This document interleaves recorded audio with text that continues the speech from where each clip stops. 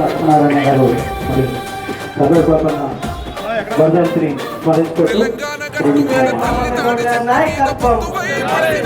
సర్దార్ పాపన్న గౌడ్ గారు ఒక పేద బడుగు వలహీన వర్గ ఆశాజ్యోతిగా మనం అందరం నేర్చుకోవాలి. ఆయన్ని చూసి ఆయన ఒక బహుజన నాయకుడే కాదు, పేదలు కష్టాలు ఎక్కడుంటాయో, ఎక్కడ ప్రజలు అణచివేయబడతారో అక్కడ సర్వాయి పాపన్న గౌడ్ గారు ఉంటారని సందర్భంగా తెలియజేస్తా ఉన్నాం.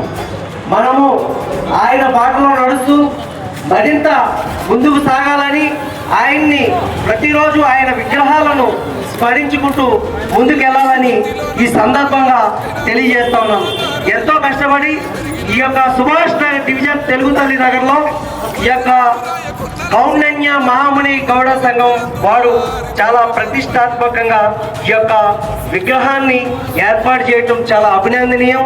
ఇటువంటి మహనీయులు ఎవరైతే మన చరిత్ర ఉందో, చరిత్రలో కొంతమంది ఉంటారు, ఆ చరిత్రలో ఉన్న వ్యక్తుల్లో మన సర్వాయి సర్దార్ పాపన్న గౌడ్గా మనం వారిని చూసి నేర్చుకోవాలని ఈ సందర్భంగా తెలియజేస్తూ, సర్వాయి పాపన్న గౌడ్ గారి ఆశయాలతో మనం మరింత ముందుకు సాగాలని, వారిని ఆదర్శంగా తీసుకోవాలని తెలియజేస్తూ